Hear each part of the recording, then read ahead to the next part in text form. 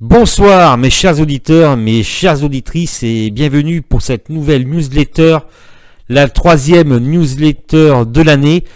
J'espère que vous êtes en forme et je vous recommande particulièrement de garder cette forme puisqu'actuellement effectivement les moments sont difficiles, voire stressants et surtout si l'on écoute trop la télévision. Donc de garder la forme vous permettra de régler tous les problèmes éventuels que l'on peut rencontrer, que chacun d'entre nous rencontre lors de son existence.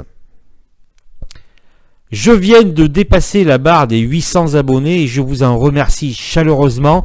Depuis quelques vidéos, les abonnés sont un peu plus importants et pour que cela continue, continuez à liker chacune de mes vidéos si ça vous plaît, bien évidemment. Mais très important aussi, je remercie ceux qui l'ont fait, de les commenter et de les partager puisque ça va augmenter leur visibilité sur YouTube. Alors, voilà, je veux émettre un avertissement avant de commencer cette newsletter et bien sûr de parler du sujet essentiel de la crise ukrainienne et de ses répercussions sur les bourses mondiales. J'ai un avertissement pour vous, donc ceux qui sont abonnés et ceux qui écoutent cette vidéo concernant les crypto-monnaies. Lorsque j'étais salarié, je faisais un métier où j'aidais beaucoup les autres. Bon, j'étais payé pour cela, voilà, un métier très proche des gens, où j'aidais beaucoup les autres. Maintenant, en étant trader, voilà, j'aide également les autres, enfin j'essaie de les aider, et voilà, j'essaie d'être le plus proche de la vérité dans la connaissance des marchés financiers, bon, sans vous demander de contrepartie pour le moment. Donc je continue à vous aider et je souhaite vous aider. Donc j'ai un avertissement concernant les crypto-monnaies. Vous savez que les crypto-monnaies sont des actifs non réglementés, c'est-à-dire que le risque d'investir sur les crypto-monnaies, et notamment d'investir massivement sur les crypto-monnaies, est très risqué. Vous prenez un risque, voilà, c'est beaucoup plus risqué qu'une action, par exemple. Et même qu'une action, par exemple, sur le marché non réglementé Alternex, qui est un marché non réglementé, vous avez l'avertissement quand vous achetez, avant de cliquer. Mais là, c'est beaucoup plus risqué puisque c'est un actif. Et cet avertissement, c'est l'avertissement des régulateurs qui s'apprêtent bien sûr à réguler toutes ces crypto-monnaies puisque ils ont bien averti qu'une chute massive de ces crypto-monnaies pouvait déstabiliser la sphère financière. Et nous avons notamment le gouverneur adjoint de la BOE qui l'a dit, effectivement, il y a un risque d'effondrement des crypto-monnaies. Donc voilà, il faut maintenant réguler tout ça. Bon, ils vont peut-être pas le faire maintenant, peut-être pas cette année, mais ça va se faire. Et n'oubliez pas ce qu'a dit le vice-gouverneur de la Bank of India, ce n'est pas quand même n'importe qui, il a dit, bon, les crypto-monnaies, en fait, c'est un schéma de Ponzi, voire pire, donc leur interdiction serait le plus légitime. Ce serait la voie la plus raisonnable. Alors, sans aller jusque-là, bien sûr, il va y avoir un moment ou un autre une régulation sur les crypto-monnaies, et si ce n'était pas déjà le cas avant cette régulation, les crypto-monnaies s'effondreront comme l'argent à l'époque des frères Hunt. Si vous ne connaissez pas le dossier, voilà, je vous laisse regarder sur internet l'histoire des frères Hunt avec l'argent, avec l'argent qui était réglementé. Donc méfiance, je vous avertis. Après bien sûr, comme à mon habitude et ceux qui me connaissent, je ne vais pas vous dire non, n'y va pas. Vous faites ce que vous voulez, il faut respecter ses choix. C'est-à-dire, vous voulez faire ça, il faut le faire. Voilà, vous avez une idée, il faut suivre votre idée. Par contre, il faut en assumer les conséquences et savoir tirer profit de ses erreurs. Voilà. Bon, nous allons maintenant parler de la crise ukrainienne, de toute cette situation fortement désagréable, je dirais. Mais je vous demanderai, mes chers auditeurs, de rester jusqu'à la fin de cette vidéo, puisqu'à la fin de cette vidéo, je vous donnerai, suite à ce qui se passe actuellement, nous sommes le 5 mars, le samedi 5 mars, je vous donnerai mon objectif sur le CAC 40 à la fin de cette vidéo. Et comme à mon habitude, j'essaie de de vous amener, c'est un peu du coaching que je fais dans mes vidéos. Je vous apporterai quelques notions de psychologie qui sont très importantes et primordiales à connaître sur les marchés financiers. Voilà certaines choses qui vous seront utiles. Donc, bien sûr, je vous recommande, restez jusqu'au bout pour suivre mon analyse financière, mon analyse du CAC 40, graphique, effectivement. Et vous saurez à la fin de cette newsletter jusqu'où le CAC 40 peut descendre. Bien évidemment, j'insiste sur le peu. Avant ce fameux 24 février, le jour où M. Poutine a pris la décision d'envahir l'Ukraine, alors il me semble, pour anecdote, que c'était le flash crack Covid, là, ça a commencé le 24 février de mémoire. On va vérifier tout à l'heure sur le graphique. C'est bizarre, 24 février, un an jour pour jour. Voilà. Donc, avant que M. Poutine envahisse l'Ukraine, nous avions de sérieux problèmes quant à l'inflation due au déversement massif de liquidités sur les marchés pendant des années, et notamment pour juguler cette crise Covid. Donc ça, on en a pas mal parlé de ces problèmes-là, et là, ça continue à flamber, malgré que, voilà, certains vous disaient, comme Madame Lagarde, que non, que ça allait s'arrêter en janvier. Mais finalement, elle a reconnu que oui, ça pouvait s'accélérer, que c'était un peu plus important. Après, il y en avait d'autres également, comme M. Bostic, le président de la Réserve fédérale d'Atlanta, qui a dit que de toute façon, ouais, ça allait devenir beaucoup moins important, ça faisait moins peur, voilà, etc. Mais on a vu que justement, cette inflation commençait à poser problème, avec au plus haut depuis 40 ans aux États-Unis, et donc les derniers chiffres étaient de 7,5 supérieurs aux attentes, au plus haut depuis 30 ans au Royaume-Uni à 5,5. Quant à la zone euro, des chiffres inédits, 5,8 au mois de février sur un an. Donc on n'a jamais vu ça en zone euro. Donc de sérieux problèmes inflationnistes sur un marché en exubérance haussière, puisque donc Jeremy Grantham a annoncé récemment qu'il était certain que la bulle allait éclater. Donc comme en 29, en 2000 et en 2008. Donc Jeremy Grantham, c'est un grand spécialiste de la finance. Il a dit la bulle, c'est certain qu'elle va éclater. Voilà. Et donc, il voyait 50% de baisse sur le S&P 500, donc S&P 500 à 2500. Point. Donc, si ça arrive, on a encore de la marge. Donc, voilà, marché très cher, mais pas que sur les actions, marché obligataire, donc qui augmente encore plus avec l'inflation, mais également la BCE a effectué une mise en garde quant à l'immobilier en zone euro, la bulle immobilière en zone euro, due à l'exposition des banques, notamment une exposition aux dettes des particuliers, mais également au niveau de l'immobilier commercial. Donc vous voyez que déjà nous étions dans une position un peu délicate, et en gros les marchés accusaient M. Powell de relever ses taux. Voilà, on se disait, voilà, je vous l'ai expliqué, c'est dans la dernière newsletter. Donc un début de basculement psychologique, ça je l'ai expliqué donc au mois de février, où là on voit que les bonnes nouvelles, comme par exemple les stats, et c'est encore le cas, qui sont plutôt bonnes, sont vendues. Les résultats qui sont globalement plutôt bons, voire supérieurs aux attentes, sont globalement vendus, comme L'Oréal par exemple, et plein d'autres exemples. Donc un basculement psychologique à cause de ce problème inflationniste, parce qu'effectivement, voilà, comme je le dis toujours, les marchés sont exubérants, et toute exubérance haussière sera corrigée par une exubérance baissière. Rappelez-vous ce que je vous avais dit en décembre, que la correction était inévitable, une correction de 15 à 20%, voire plus. Donc 15%, c'était 6277 points, donc sur les plus hauts donc du 3 janvier de mémoire. 7384, donc ça donne 6277. Donc là, ils ont été enfoncés. Et que la configuration du CAC, en fait, montrait que ce ne serait qu'une correction et qu'après, un rebond, voire de nouveau plus haut. Et je vous ai dit, rappelez-vous, revoyez la newsletter, que en dehors de ça, il y avait un problème sur les indices américains.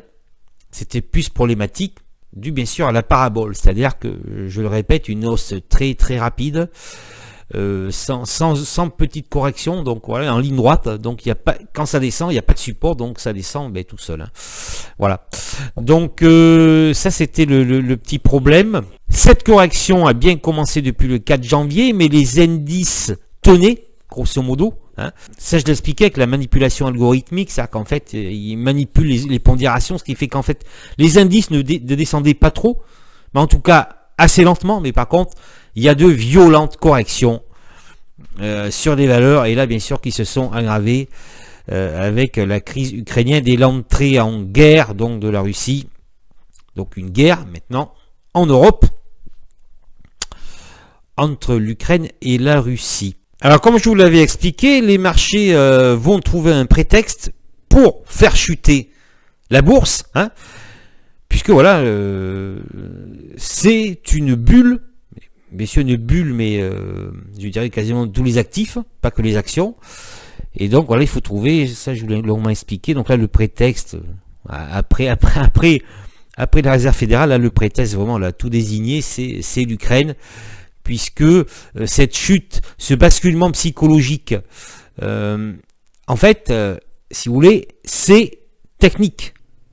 L'Oréal, etc. J'ai parlé de L'Oréal, donc la chute des valeurs sur les résultats qui sont pas voix sont très bons, et tout à fait normal parce qu'en fait c'est technique. Donc c'est un marché trop haut. Maintenant, il faut trouver le prétexte pour chuter. C'est pour ça que ça chute. Voilà, c'est tout. Donc nous y sommes. La goutte qui fait déborder le vase.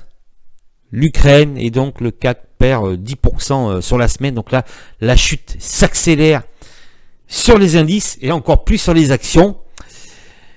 Et maintenant, je vais développer tout ça, donc les conséquences. Alors déjà, nous étions sur une situation assez fragile, donc les conséquences de cet événement, et elles sont très importantes. Alors, permettez-moi avec cet événement de faire un petit peu de géopolitique. C'est vrai que je suis ici devant vous pour parler de la bourse et des conséquences de tout cela sur les marchés financiers, mais il est très important de savoir quand même ce qui se passe. Hein. Donc, je ne vais pas m'étendre, mais il est important pour moi de vous dire la vérité, certaines vérités que l'on peut vous cacher. Hein. Alors voilà, c'est comme avec le Covid, je ne me suis pas trop étendu sur le Covid parce que c'était pas le sujet, mais c'est important quand même d'en parler un petit peu et de comprendre certaines choses. Alors, comme d'habitude, il faut se faire sa propre opinion et faire bien sûr très attention, puisque vous voyez que sur les médias, en gros, c'est, je dirais, tous contre Monsieur Poutine, hein, Monsieur Poutine le méchant, bien sûr des informations en boucle, on met en alerte votre émotion, voilà, donc on fait jouer votre caractère émotif face aux images.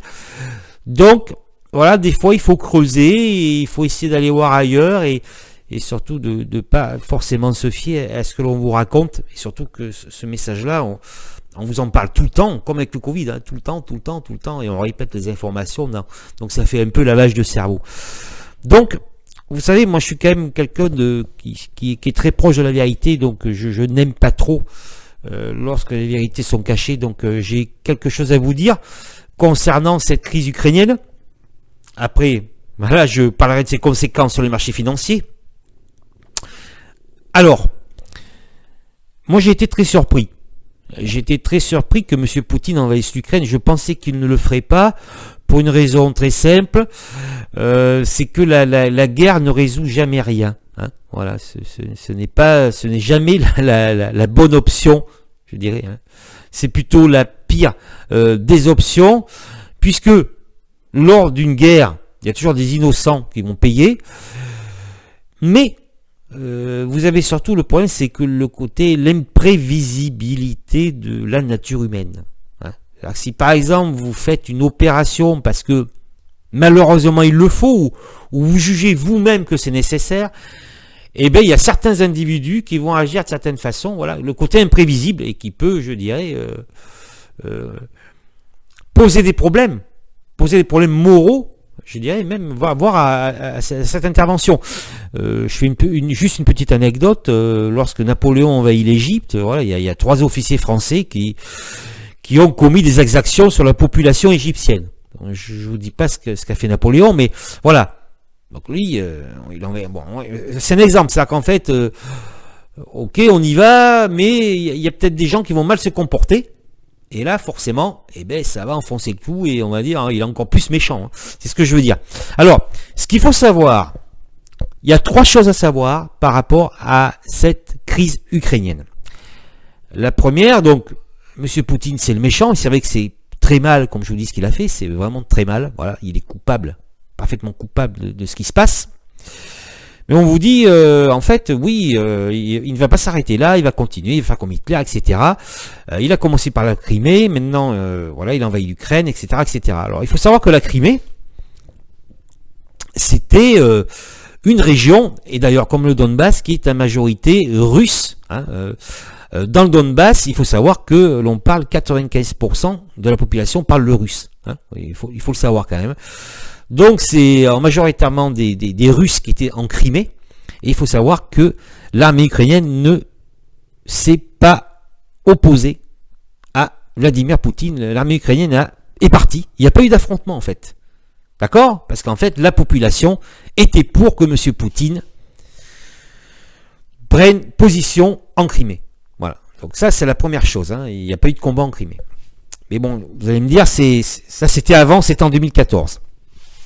Après, la deuxième chose qui est très importante, c'est que M. Bush avait promis à M. Gorbatchev lors de la chute du mur en 1989 que l'OTAN ne s'étendrait pas vers l'Est. Voilà, c'était une promesse faite. Alors, il y en a qui sont dubitatifs là-dessus, mais je peux vous garantir que c'est la vérité. Hein. Il y a une promesse qui a été faite à ce niveau, que l'OTAN ne s'étende pas au-delà des frontières, où elles étaient à ce moment-là, hein, en 1989, et l'OTAN n'a pas respecté les États-Unis, puisque c'est eux qui sont eux qui commandent l'OTAN, n'ont pas respecté leurs promesses. Alors après, il y a cette petite histoire avec la Yougoslavie aussi également, où ils sont allés bombarder sans mandat de l'ONU, enfin voilà. Donc, pas de respect de la promesse de George Bush senior, hein, le père à George Bush, hein, George W. Bush. Voilà. Et la troisième chose, c'est la plus importante, c'est les accords de Minsk. Les accords de Minsk que les Ukrainiens, notamment le président ukrainien, n'a pas respecté. Hein. Il faut savoir que le Donbass est une région séparatiste, hein, qui est, comme je vous l'ai dit, pro-russe et qui parle à 95% le russe. 95% quand même, c'est énorme. Et donc, depuis 2014, l'armée ukrainienne bombarde le Donbass. Voilà. Je vous le dis, c'est totalement la vérité.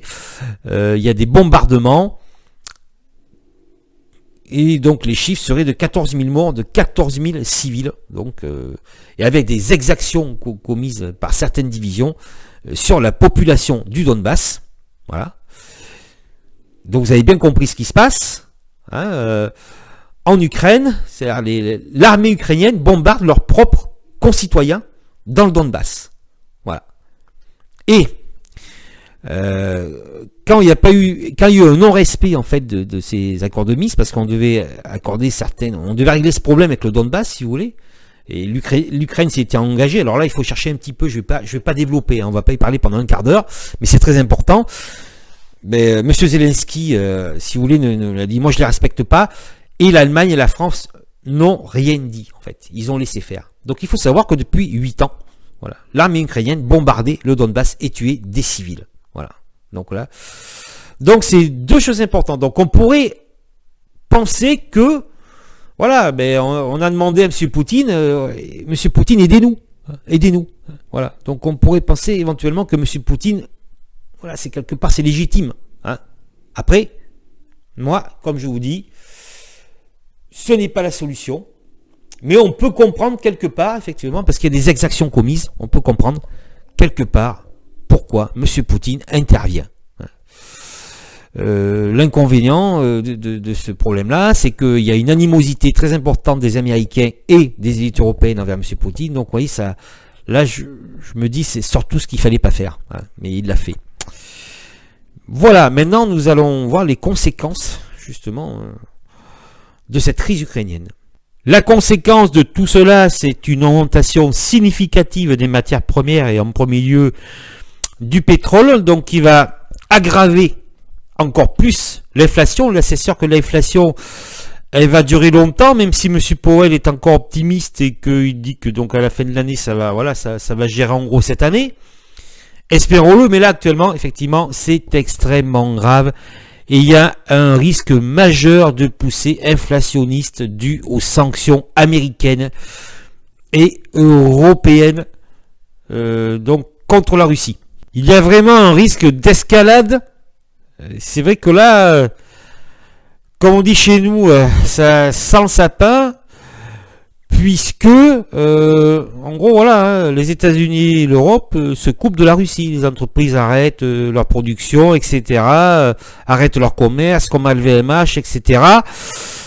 Il faut savoir également le pétrole, oui, mais le blé. Il faut savoir que la Russie et l'Ukraine, ce sont les plus gros exportateurs de blé au monde.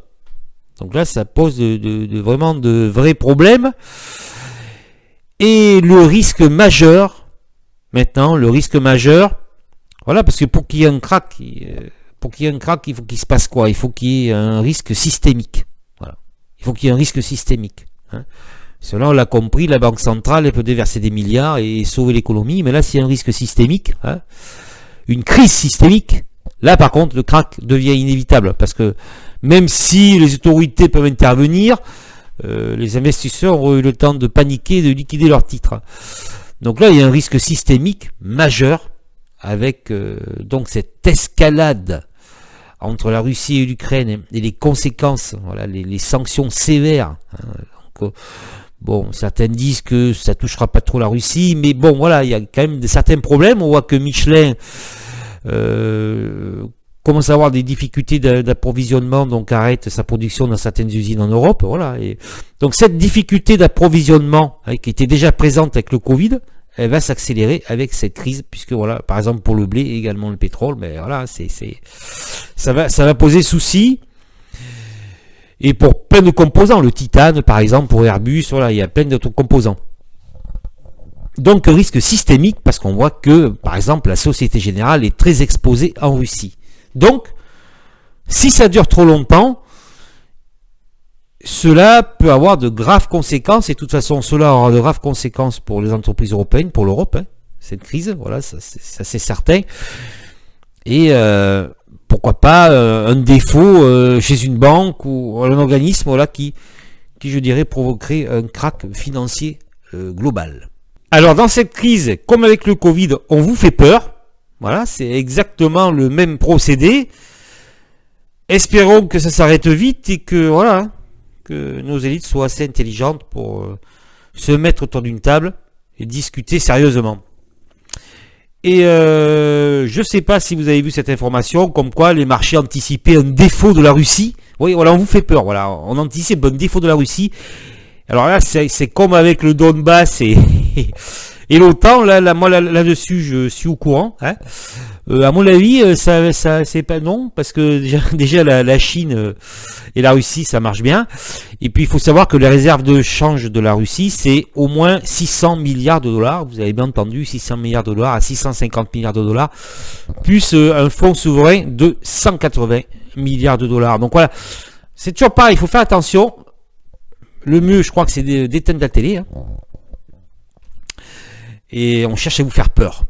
Et ça, voilà, c'est pas bon tout ça. Hein. Il faut éviter tout ça. Alors la peur, mais aussi bien sûr les fausses informations. On a vu que l'intervention de M. Powell devant la Chambre des représentants a fait remonter un peu le marché. Voilà, c'est vrai que le marché aime bien M. Powell. Il a quand même noté, donc relevé, donc attention, donc une alerte maximale face au risque de cyberattaque. Effectivement, là, il y a un risque. Il y a ça, c'est vrai que c'est pareil, on peut entendre que voilà, il va y avoir un problème sur Internet, etc. Donc niveau maximal d'alerte face à ce risque de cyberattaque. Et on vous a dit que oui, en fait, M. Powell finalement va pas remonter les taux aussi vite. Oui, mais bon, moi je veux bien, mais si l'inflation flambe, il sera obligé de les monter les taux. Hein. C'est ce que je veux dire. Hein. Voilà, ça, c'est obligatoire. On a vu ce qu'a fait la banque russe, là, qui a augmenté ses taux d'intérêt massivement dès le lendemain de l'intervention. Donc c'est bien beau ce qu'ils disent, mais M. Powell sera obligé de remonter ses taux d'intérêt. Voilà. On ne peut pas laisser l'inflation s'envoler. Et voilà. alors là, bien évidemment, le gros problème maintenant, c'est un peu, c'est comme dans les années 70, c'est-à-dire la stagflation. C'est vrai qu'en France, c'est très compliqué parce que les salaires sont bas, donc si l'inflation s'envole, et bien voilà. Une stagflation, et là, ça peut être problématique, ça peut durer longtemps. Donc maintenant, je vais faire une petite analyse du CAC 40. Voilà, vous allez savoir jusqu'où le CAC 40 peut descendre, selon mon avis, bien évidemment. Puis après, voilà, je conclurai cette newsletter et je vais vous dire, selon mon avis, ce qui va se passer. Ce que je pense, avec une certaine probabilité, ce qui va se passer maintenant. Le CAC 40, donc 6061 points. Gap baissier, donc vendredi. Alors, on va aller voir rapidement en 2020, il y a 2 ans. Voilà, donc c'est bien le 24 février. Voyons en bas, lundi 24 février, c'est là où la chute commence. Voilà, c'est bizarre, hein. C'est quand même bizarre, moi je trouve ça bizarre. Alors là, le 24 février, on a eu un gap baissier, mais il a été partiellement comblé. On a terminé en hausse. Vous voyez, bon, ça a commencé le 24 février. Alors, voilà. Alors j'ai une chose, en fait, j'ai plusieurs choses à vous dire. Donc ça, c'est hyper important. Hebdomadaire. Alors voilà. Alors, rappelez-vous ce que je vous ai dit sur les analyses des indices américains et du CAC 40, alors je l'avais analysé en janvier, je crois, le CAC 40. Donc là, alors on fait pas de gap hebdomadaire, mais nous sommes toujours dans un Kumo haussier montant. D'accord? Kumo haussier montant, ça veut dire quoi? Alors vous savez que là, on va dire oui, mais on termine au plus bas, oui, je suis d'accord. Mais ça veut dire qu'on peut faire de nouveau plus haut dans l'absolu. On est encore dans un Kumo haussier hebdomadaire montant. Bon, vous savez qu'il y a une rupture. Voilà, ça je vous l'avais expliqué, les Marubozu. Marubozu en dessous de la moyenne 30 de Weinstein. Bon, d'accord. Hein. Alors, voyez ce qui s'est passé ici en 2020. Ici, vous voyez le curseur ici. Hein, d'accord. Donc, ce que je vais vous expliquer par là. Donc, bien évidemment, la semaine prochaine, donc lundi 7 mars, ça commence, ça sera très important. Bien sûr, il ne faut surtout pas faire de gap hebdomadaire. D'accord, il faudrait ouvrir au-dessus. Alors, si on ouvre en dessous, il faudrait clôturer au-dessus. Il ne faudrait pas faire de gap hebdomadaire. Mais il faut savoir une chose, c'est qu'il y a une pression psychologique actuellement sur les marchés financiers. C'est-à-dire que voilà, le marché est très psychologique. Hein. Mais ceux qui souffrent, ce sont ceux qui ont le moins de capital. Donc ceux qui ont un petit capital, ils ont plus d'espèces, plus de cash, hein, comme on dit. Et donc voilà, ils sont probablement pour une grande majorité en forte moins-value. Mais ceux qui leur restent un peu de cash, qu'est-ce qui se passe psychologiquement? Voilà, je vous dis ce qui se passe dans leur tête. C'est la peur. Voilà, ils ne vont surtout pas y aller parce qu'ils ont peur, surtout s'ils écoutent voilà, les réseaux sociaux, les sites internet et compagnie, comme d'habitude. Là, on fait tout pour vous faire peur actuellement. Voilà, c'est bon, là, on y a droit à la guerre nucléaire. Hein. Sauf qu'avant la guerre nucléaire, il y a les missiles hypersoniques, ça, on a oublié de vous le dire. Hein, voilà. Donc, les détenteurs d'un capital restreint ont peur et n'investissent pas. Là, ceux qui commencent à investir là, en fait, en mettre un tout petit peu, ce sont ceux qui ont du capital. Donc, voilà, on dit, hein, celui qui est roi, c'est celui qui a du cash. C'est celui qui fait des affaires, c'est celui qui a du cash. Voilà. Donc là, tout le monde pense que la semaine prochaine, on va prendre un gros tir. Hein, voilà, on va prendre un gros tir et que, voilà, là, on y va là. En tout cas, ce que l'on peut dire, c'est que c'est toujours haussier. Et bien sûr, on verra lundi. Hein. Alors, la chute du CAC 40, pour moi, c'est une correction. Donc, on a dépassé les 15%. Les 20%, c'est 5900 points. Donc là, on n'est pas très loin. Effectivement. L'objectif, on peut dire que donc là, si ça continue, donc on fait... Ça aussi, je vous l'avais dit, c'est pareil. Ils peuvent nous faire la même chose que lors du Covid. Voilà, c'est une panique générale, c'est-à-dire une forte chute très rapide, hein, très rapide. Donc ça a commencé début janvier, mais c'était tranquille, sauf sur les actions. Mais là, voilà, là ça s'accélère et on peut avoir la même chose effectivement. Donc, on regarde en mensuel. Voilà, donc c'est quoi? Ben, c'est toujours pareil, hein. C'est Kijun-sen, ça qu'on pourrait techniquement revenir, aller rapidement, je dirais, ça peut aller très vite, sur les 5500 points. 5500 points. Donc, nous sommes à grosso modo 25% de correction sur les plus hauts. D'accord? Donc là, vous voyez, on est proche d'un support, donc 5500 points. Alors là, ce n'est pas foutu, hein, ce n'est pas fichu, hein, parce qu'on peut très bien réintégrer le Cumospan dans la probabilité où les 5500 points soient rejoints. Le problème, c'est qu'après, on a un basculement de la moyenne de Weinstein, et là, ça pourrait devenir compliqué. Donc, on peut dire qu'on peut aller chercher les 5500 points, et comme je vous ai dit, j'insiste sur le peu, et pour quelle raison j'insiste sur le peu?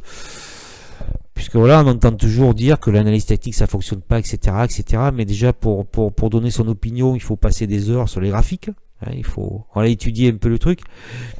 Mais pourquoi on me dit souvent ça marche pas? Bon, souvent ceux qui disent ça, ceux qui disent que ça marche pas, c'est qu'à mon avis ils ont pas assez bossé. Voilà, j'en suis même sûr.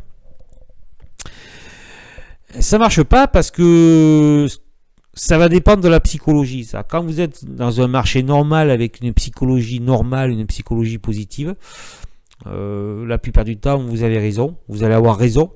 Maintenant, messieurs, vous êtes très compétent, très fort. D'accord?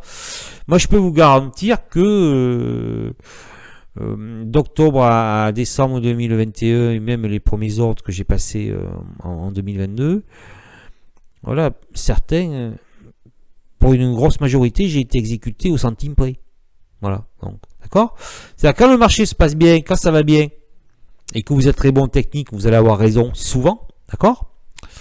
Mais quand ça se passe mal, les mêmes niveaux, eh bien, ne vont pas tenir, parce que la psychologie devient négative. Voilà, ça c'est très important, donc j'insiste sur le peu. S'il y a un basculement psychologique des investisseurs, eh bien, les 5500 points, c'est pour bientôt. Voilà, donc là, on peut dire que le CAC peut aller jusqu'au... 5500 points, mais bien évidemment, vous êtes face aux algorithmes. C'est-à-dire que là, si ça s'aggrave, si il n'y a pas d'amélioration, on peut aller beaucoup plus bas. Donc ça, je vais vous le dire. Donc notez les 5500 probabilité. On peut aller plus bas, mais bon, ce qui est important, comme je vous le dis, c'est qu'il va falloir voir où ça va s'arrêter et après la réaction du marché. Donc quand il y aura le rebond. Parce que là, on peut aller à 5005, remonter et après descendre plus bas. Hein. Ça peut peut-être s'arrêter maintenant et après repartir. Mais ça, personne ne peut le dire. Voilà, il faut attendre. Hein. Il faut attendre de voir déjà où ça va s'arrêter là. Donc 5500 points, donc on va aller plus loin.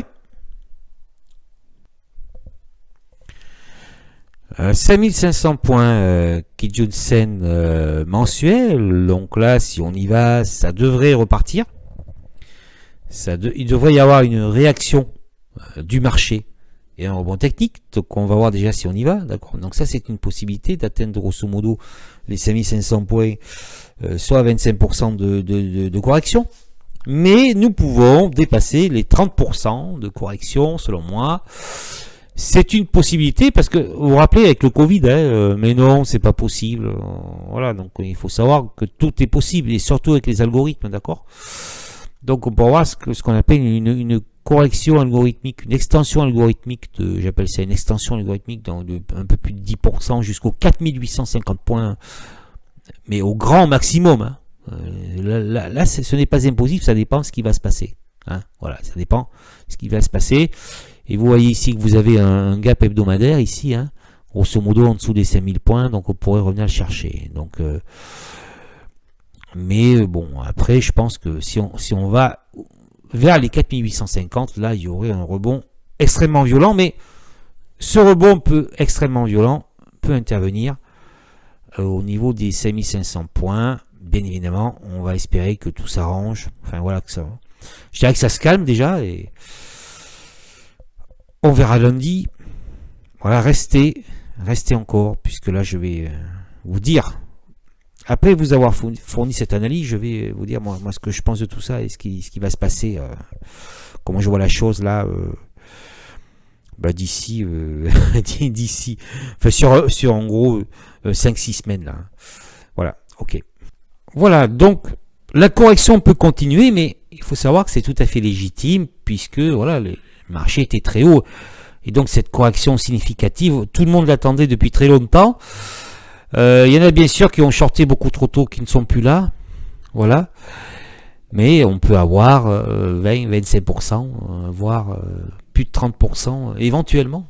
Éventuellement. Comme je vous l'ai expliqué. Donc là, sur l'analyse graphique, bon, plutôt, on garde en mémoire là, les 5500 points. Et on voit ce qui se passe sur les 5500 points. Alors, je vais vous montrer quelque chose avant de finir cette newsletter. Je vais vous montrer quelque chose, mais voilà ce que je pense. Comme je dis, les marchés aiment beaucoup Jérôme Powell. Et Jérôme Powell a fait remonter les marchés là, quand il est intervenu devant la Chambre des représentants. Donc Jérôme Powell intervient le 15 et 16 mars. D'accord ? C'est-à-dire, donc là lundi on est le 7, donc ça sera le mardi et ça sera le mercredi surtout de la semaine d'après, c'est-à-dire le 16 mars. Et je pense qu'il va y avoir un rebond technique. Voilà. C'est-à-dire que là, ça peut s'accélérer. On va voir lundi, on va le voir cette semaine là qui arrive. Donc on peut avoir des plus bas cette semaine. Ça peut même être catastrophique, peut-être, voilà. Mais je pense qu'avec l'intervention de Jérôme Powell, il va y avoir une remontada. Voilà. C'est ce que je pense. D'accord ?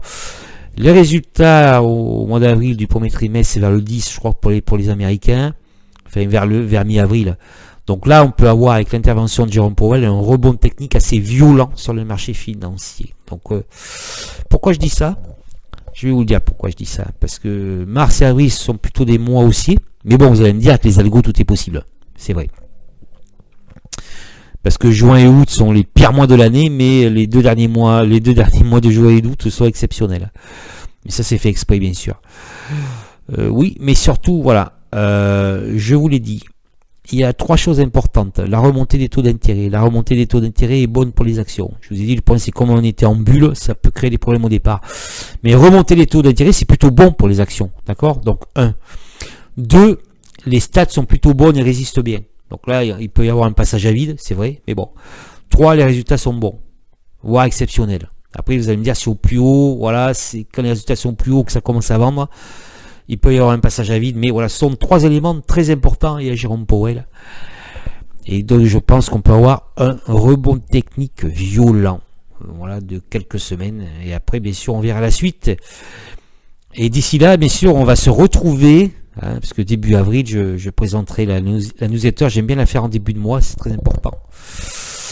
Voilà, ne partez pas, puisque maintenant je vais vous livrer un secret. Je vais vous montrer quelque chose que personne ne vous a jamais montré. Quelque chose qui, dans le cas où ça s'aggrave, où le conflit s'aggrave, voilà, ça il faut que vous le voyez maintenant. Voilà, et je vais vous le montrer maintenant. Le petit plus de la newsletter. Alors voilà, nous sommes sur le Dow Jones, nous sommes en semaine, et nous sommes en 1942, vous le voyez en bas. Alors j'espère bien évidemment que voilà, ce conflit ne va pas dégénérer, mais donc la guerre, Deuxième Guerre mondiale, c'est 1940, avril 1945, et vous voyez que la remontada commence en mai 1942. Donc bien avant la fin de la guerre. Bien avant la fin de la guerre. Donc c'est environ 96 points. Et en mai 1945, pardon, nous sommes à 168, environ 70%, même un peu plus de 70% de hausse. D'accord ? Donc vous voyez que les marchés ont commencé à remonter avant la fin, nettement avant la fin de la Deuxième Guerre mondiale. Donc espérons bien sûr, comme je vous le dis, que cela ne dure pas, le conflit ne dure pas, que cela s'arrange.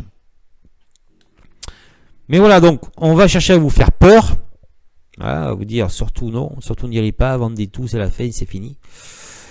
Et vous voyez que probablement les marchés commenceront à remonter bien avant la fin du conflit. Je vous remercie pour votre écoute, merci d'être resté jusqu'au bout lors de cette newsletter du mois de mars. J'espère que voilà, ça vous a apporté quelque chose, que cela vous permettra de progresser sur les marchés financiers. Likez ce travail, partagez ce travail et surtout voilà, continuez à laisser des commentaires, à dire ce que vous en pensez, c'est très important pour la visibilité. Invitez d'autres personnes à nous rejoindre sur Facebook. Abonnez-vous pour ceux qui sont là donc nouveaux donc sur cette chaîne. Abonnez-vous et voilà, faites la promotion au maximum de cette newsletter. Restez en forme, soyez courageux et vous inquiétez pas. Voilà, il faut croire en vous. Vous inquiétez pas, et bien, vous aurez des résultats. Merci et à bientôt.